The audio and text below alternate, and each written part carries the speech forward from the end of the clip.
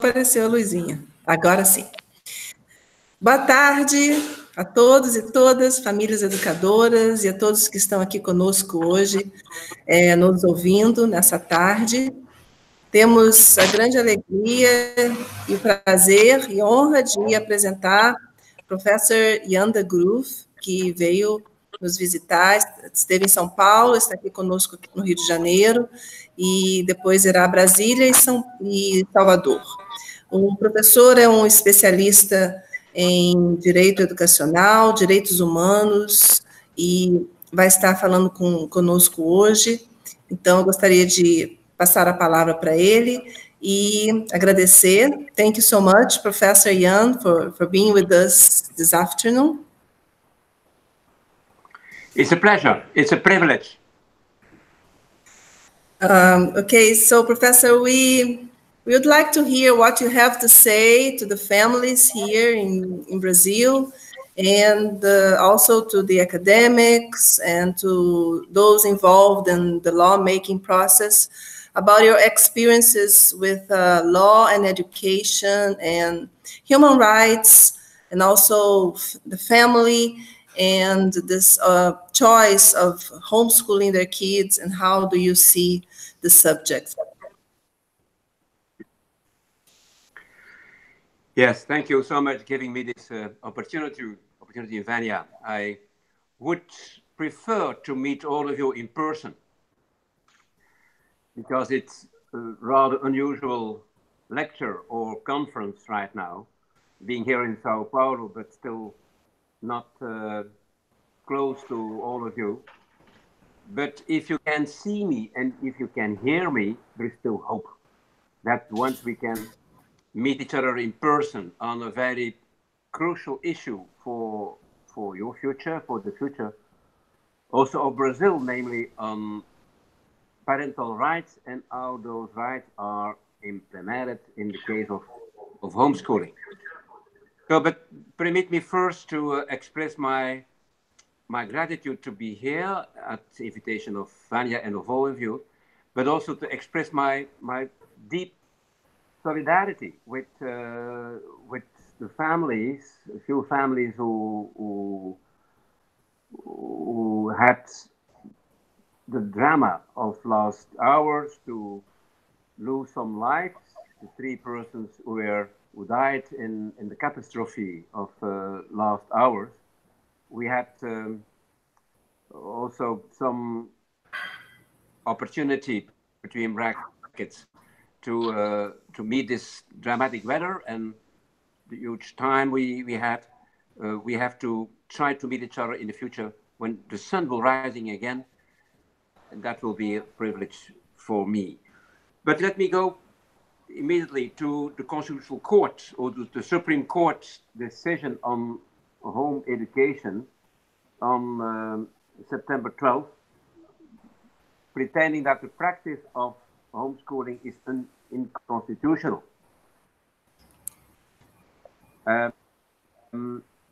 It's a specific reading of the Constitution, and we should be quite critical on that reading of the court. At the same time, it could be also be regarded as a sign of hope, because the Minister of Women and Family and Human Rights will introduce, with the Minister of Education, a draft regulation on homeschool for the future in Brazil. And meeting the 5,000 families in Brazil and the 10,000 kids who are involved in homeschool in the country, taking seriously into account your interest and their interest. It's an important issue. We should debate on in Brasilia next day, so I will leave for Brasilia for that conference in a couple of hours and the next day. So I hope to have long talks with the leadership on that draft regulation, because that's the reasoning. Homeschooling in Brazil is not regulated by the law. And for that reason, it seems to be unconstitutional. Well, we could start immediately a a lecture on what is the reasoning of what is the solidity of that reasoning. And as I mentioned, I'm quite critical vis-a-vis that legal thinking. But the reason why the federal court already some years ago started this statement was that basically illiteracy should be eradicated, reduced up to absenteeism, and removing children and teenagers from the streets. That are the official reasons why school attendance is compulsory. The aims, the targets are lawful, but the means and the reasoning is weak. So school attendance as a right of the child is a lawful reasoning, but it should not be a monopoly of the school. That's one of my basic statements. There is no one strict reason why monopoly of the school is giving the child the guarantee of getting education. So the problem is also in Article 55 of the statute,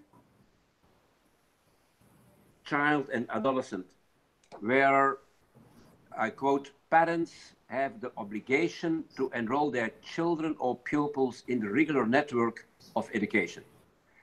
That's not a law in education, but that's a law specifically for the child and the adolescent.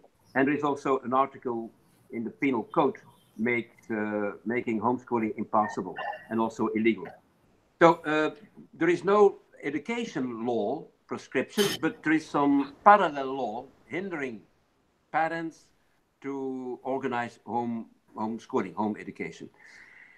I fear if I would start my lecture having all of you in front of me and embracing you personally, all of you, I would refer to the international indicators, because although compulsory schooling is a tradition in Brazil, the indicators are showing dramatic figures on non-attendance of school and of the dropout rate in Brazil. And I would quote different recent reports of the OECD and of UNESCO and of the World Bank, pointing out the real problem of Brazil's education system and school system, where alternatives should take into account, and home education, homeschooling is one of the most prominent alternatives of the dropout rate and of the missing quality culture in Brazil. Let me structure a little bit my lecture. So first, let me focus on the relevant questions. And let me then start with the question, who is responsible for education and how to conceive parental rights. So on home education, what are the questions to be managed? First, what is the scope of parental rights? Second, must parents justify their educational choices vis-a-vis the state? A question internationally oriented in a quite interesting way. Who should assess the best interest of the child? Who is responsible for the interpretation of what is the best interest of the child? Then another question, is there any chance that the child can also voice his or her opinion about education? The Convention of the Rights of the Child is giving each child the right to voice his opinion about education. And that sounds not the case on home education in Brazil.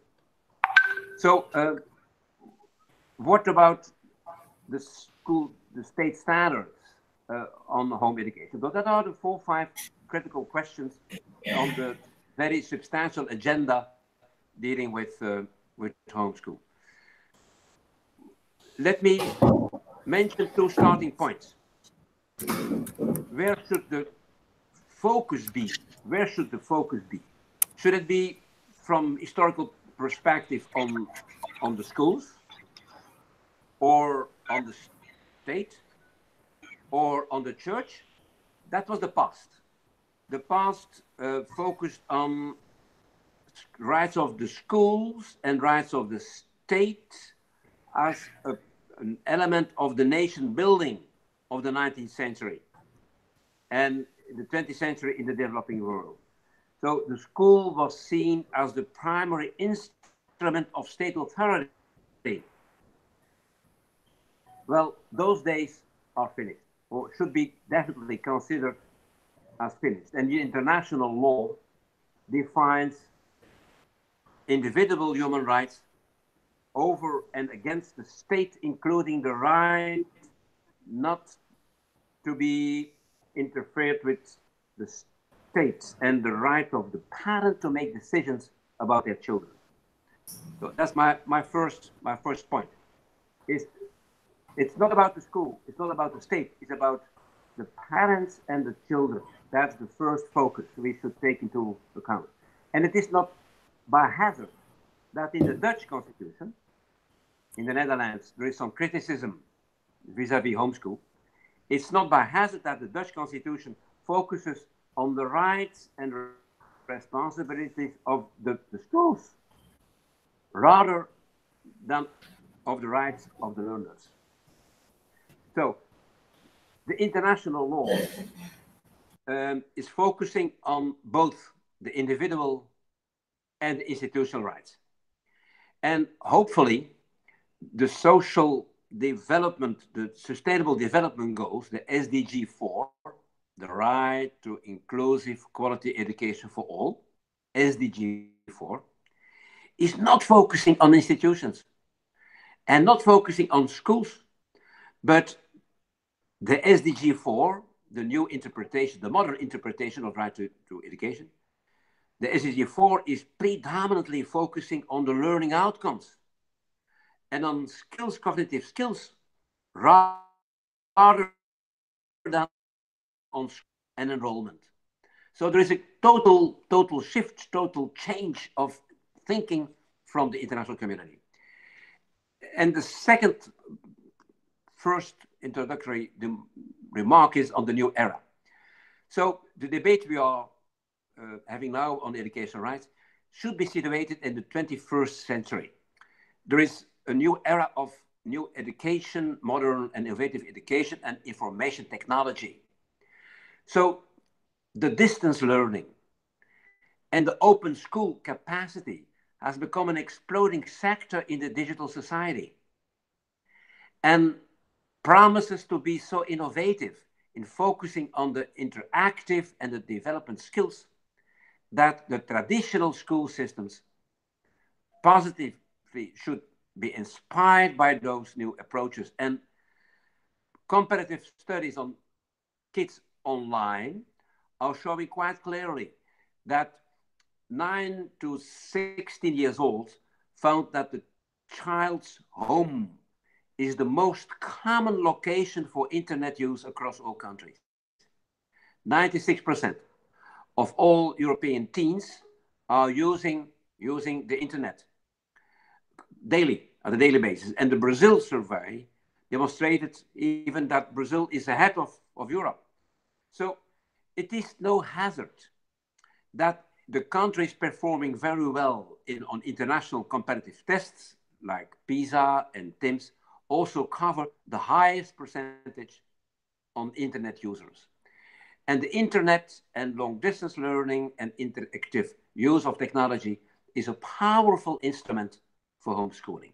So that are my two introductory remarks. Now let me first focus then on the question, who is responsible for education? And there, from international law again, and from human rights law, education should be regarded as a co-responsibility of families, of the society, and of educators. The child definitely does not belong to the state. Let me repeat this. The child definitely does not belong to the state. But we have to detect and remain skeptical toward temptations of the state to influence the mind of the child. And I published extensively on the state policies dealing with influencing the character and the mind as the most powerful instrument of the state and of the society to keep the vision of the state alive.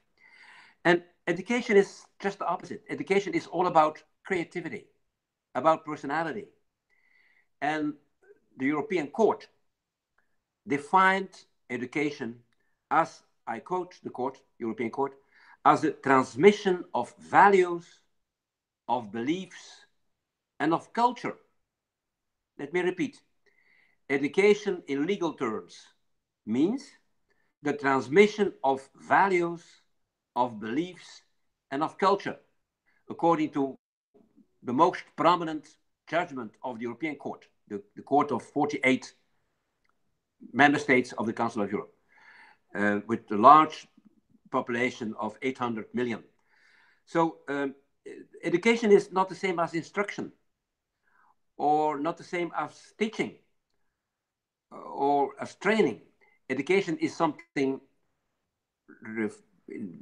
reference to transmission of values, of beliefs, and of culture. So since the Second World War, the central concern of human rights is the primary responsibility for education rests with the parents. I have here a list, but no time and no, let's say, the best commodity to refer to this long list of international norms of the international level after the Second World War. But it is a right to education is the very first prior freedom and right of the parents. Parental choice, that's the vital component of the right to education.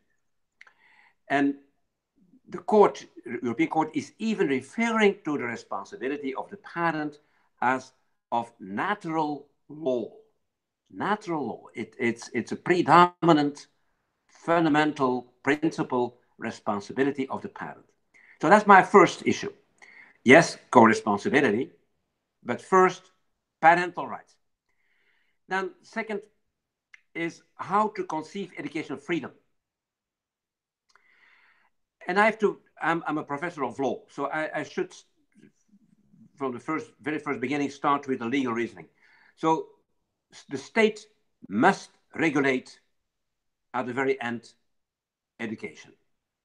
It's a state responsibility for guaranteeing and for protecting and promoting the right of all to quality education.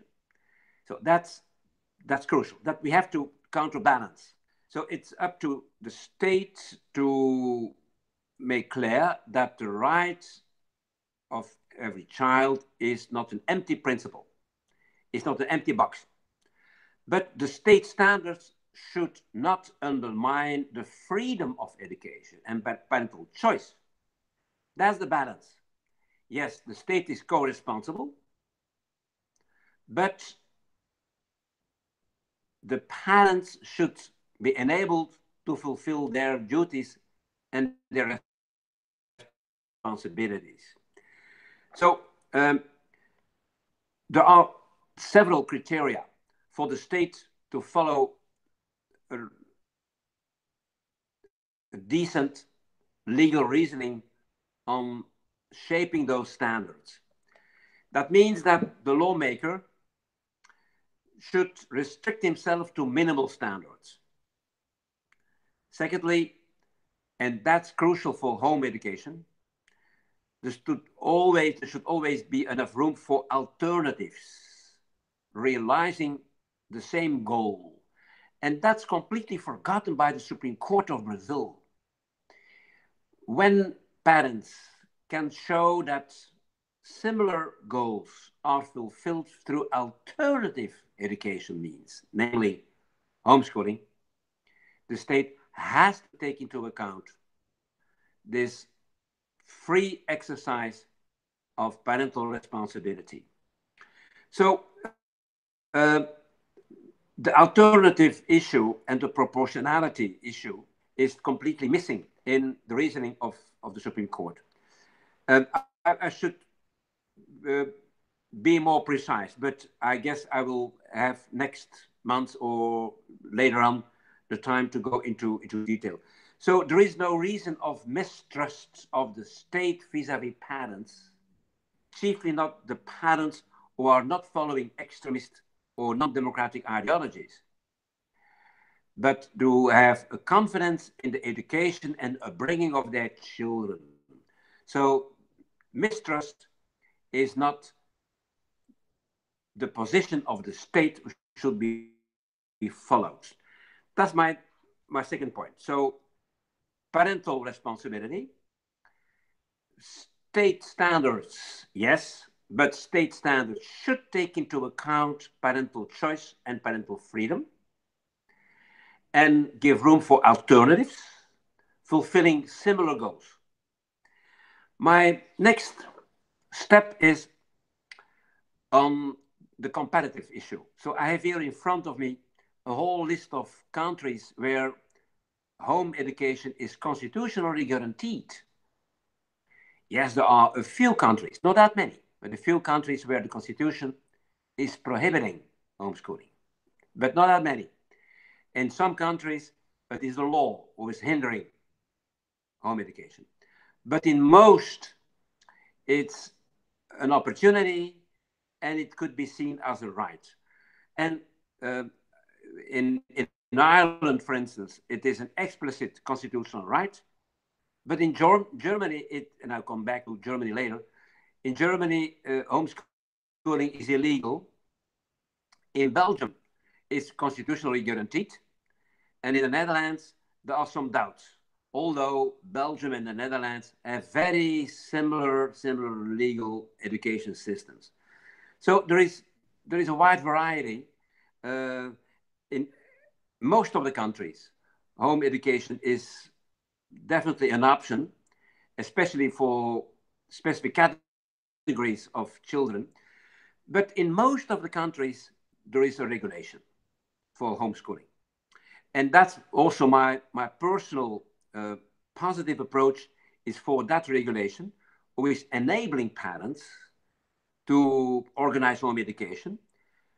But on the other side, there is also a basic regulation which is inviting them to first to register, so a registration by the parent.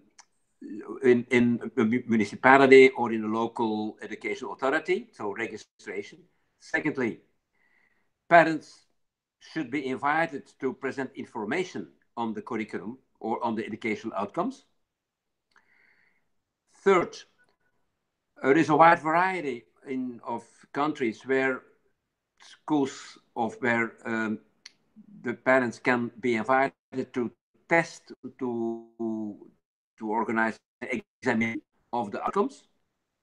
Again, there are a wide variety, but I'm in favor of not an inexistent regulation, but a basic regulation on registration and on information by the parents vis-à-vis a local authority, enabling the parents to fulfill their duty.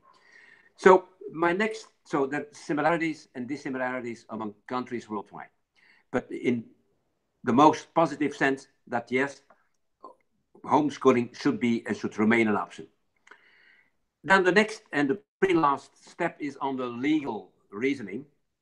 So if it is true that the wide range of international norms is quite clear on the prior right of parents to choose the kind of education, I repeat, parents have the prior right to choose the kind of education. Secondly, for instance, the Convention of the Rights of the Child is not focusing on compulsory schooling, but on compulsory education, is enabling parents to opt for other forms, I quote the text of that convention, for other forms of education. The Convention of the Rights of the Child is definitely not excluding homeschooling. So there is an interesting case law on homeschooling in the positive sense. I have here the UK and the Danish case where alternative solutions are totally accepted in that European court case on Denmark and on UK. There is a problem with the German cases, namely on the Leuven and the Conrad cases. I know that there is also a new case, and I have in front of me the case of Wunderlich versus Germany. It's a new German case who is also quite negative vis-a-vis homeschooling. I should now start a lecture on screening that case. It's chiefly focusing on the margin of appreciation, on giving the full autonomy of the German state to refine the balance of rights and of duties. But I'm extremely critical. It is hardly motivated. It is not taking into account the principle of proportionality, and it is not giving room for alternative methods like homeschooling to reach similar educational goals. One of the reasoning is you cannot get social training and the idea of integration in society without compulsory attendance in a school. This is contradicted by research. There is massive research that you can get same skills, similar skills, or even better social skills through home education and through parallel initiatives organized by the parents in the parish, in social movement, in the art class, music class, and so many other means of fulfilling the similar goals.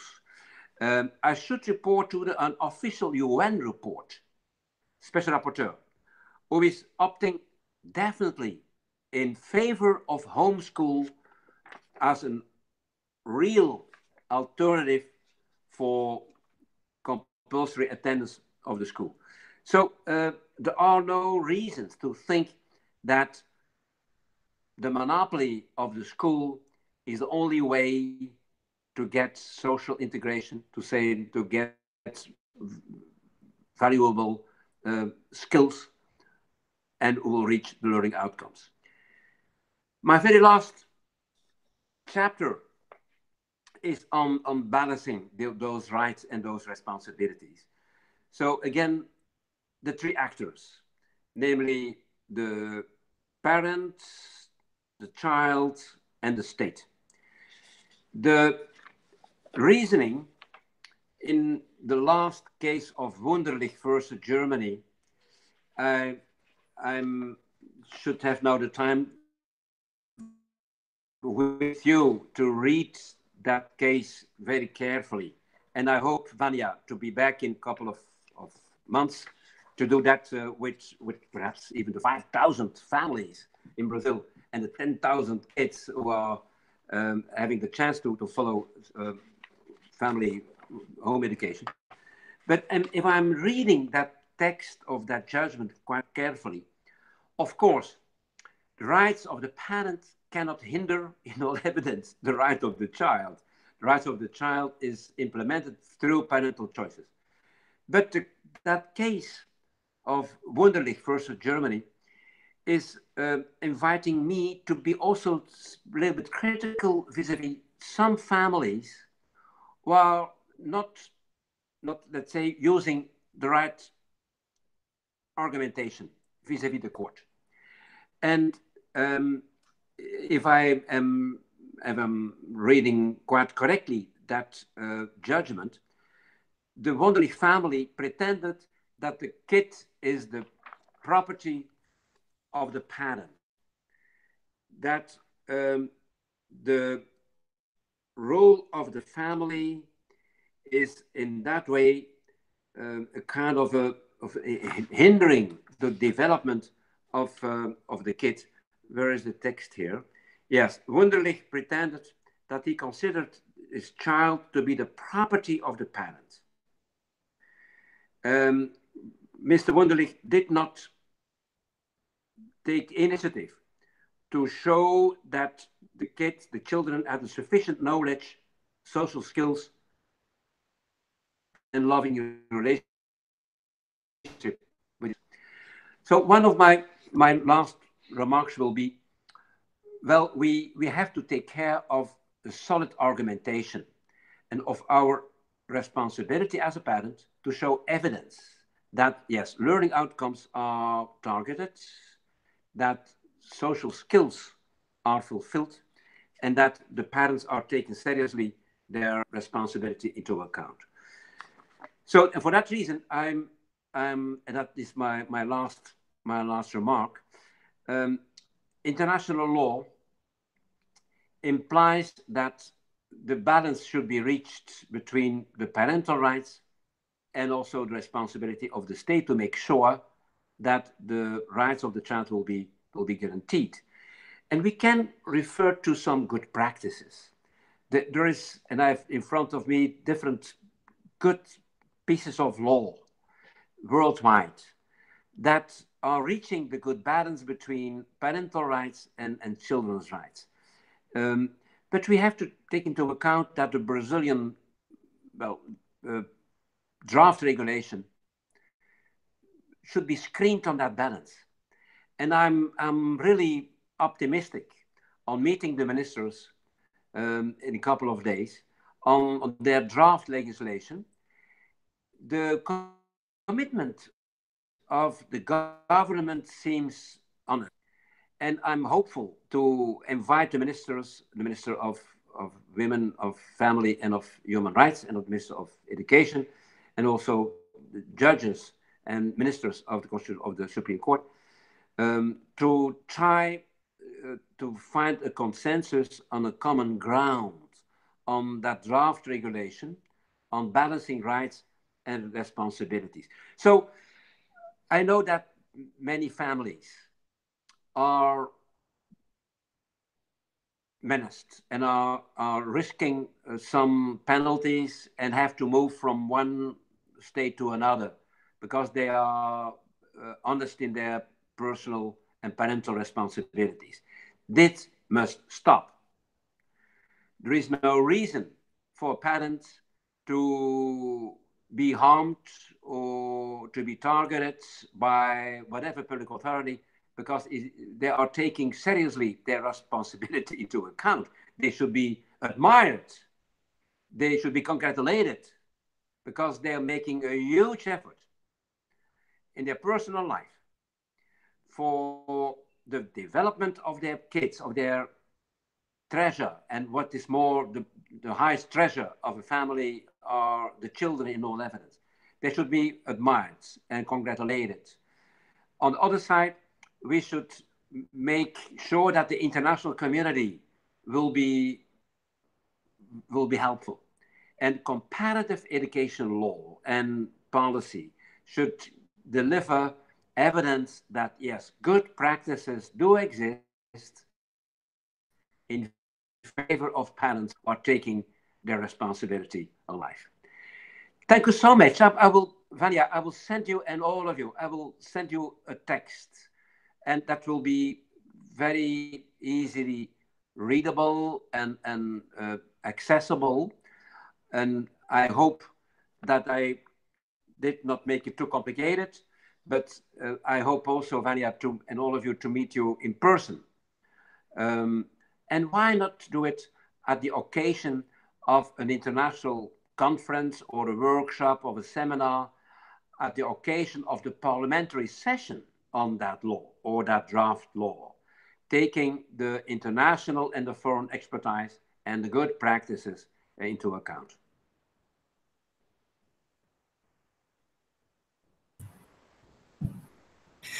A couple of questions, Professor? Sure. Okay. I know that you have been involved with the laws on education in Russia when communism regime fell. So I'd like to ask you, in that experience, you probably could see the state influencing the children through indoctrination, in state schools. So can you just speak a little bit about how does this, when does the state becomes too strong to the point that is actually influencing the children's thinking and the children's judgment? Just as a comparative for our educational law, since here in Brazil we do have a very strong state. Minha pergunta foi sobre um comparativo com a educação na Rússia, já que ele esteve envolvido na legislação educacional depois da queda do comunismo, e sobre as questões em relação ao Estado doutrinando as crianças através da educação escolar.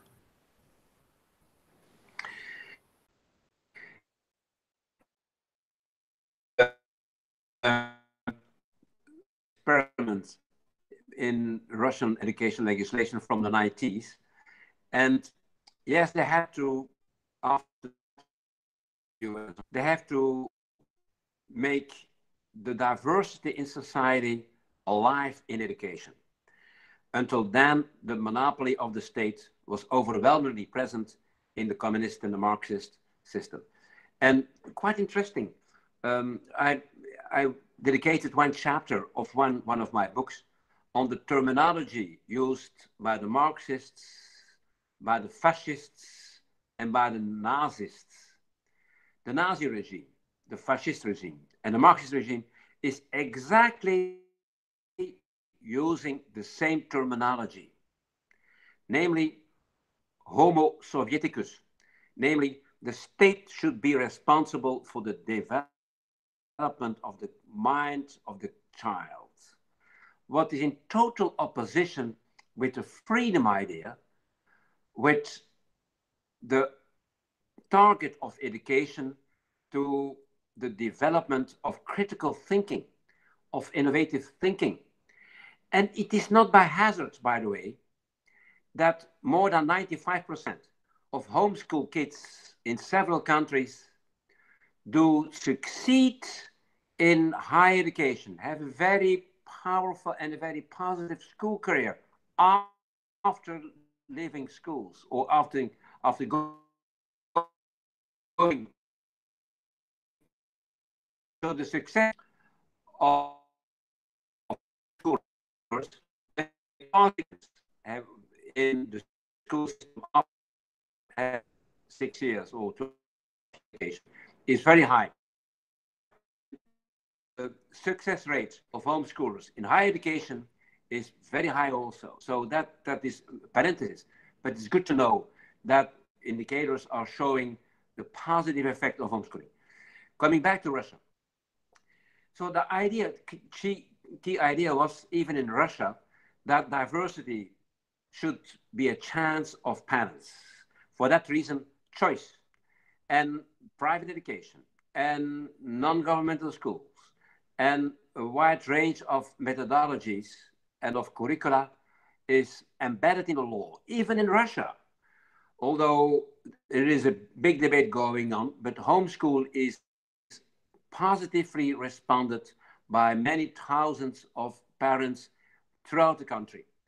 So there is no reason why Brazil should not follow the huge majority of newly founded democracies, following also that option.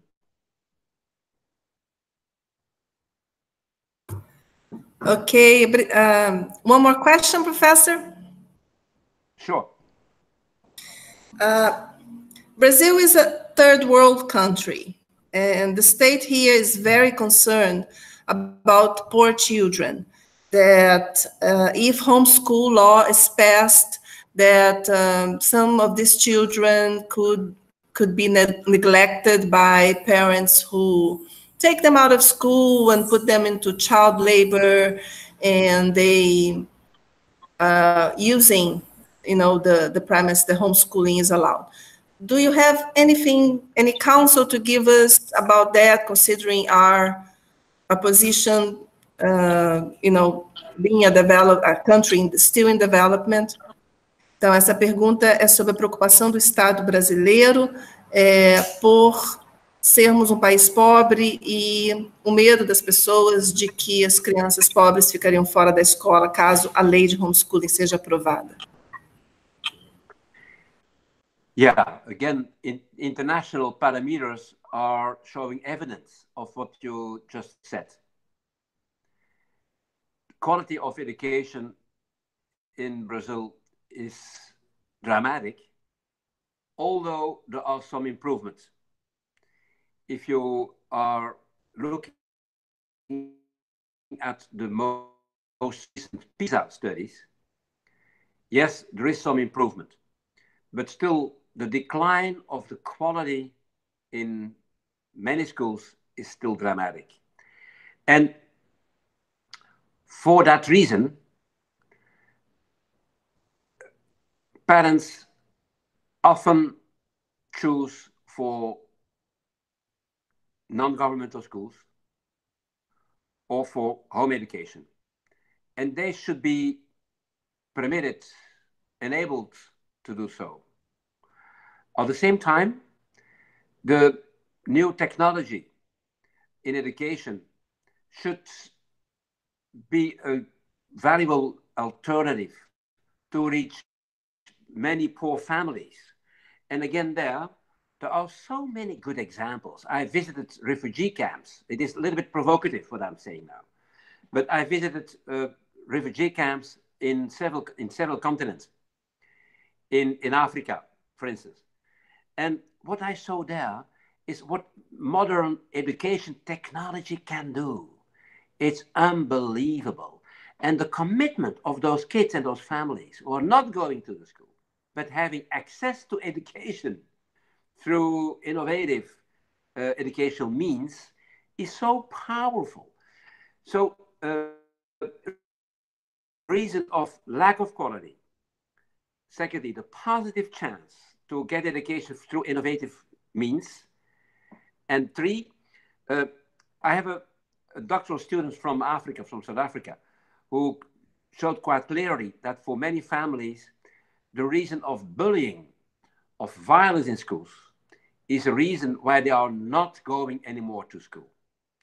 So we have to take that into account. So not every family had got the chance to go to send their kids in a privileged, in a safe environment, school environment or environment to school. So for all those reasons, home education is still an alternative which is extremely valuable and even necessary in some circumstances.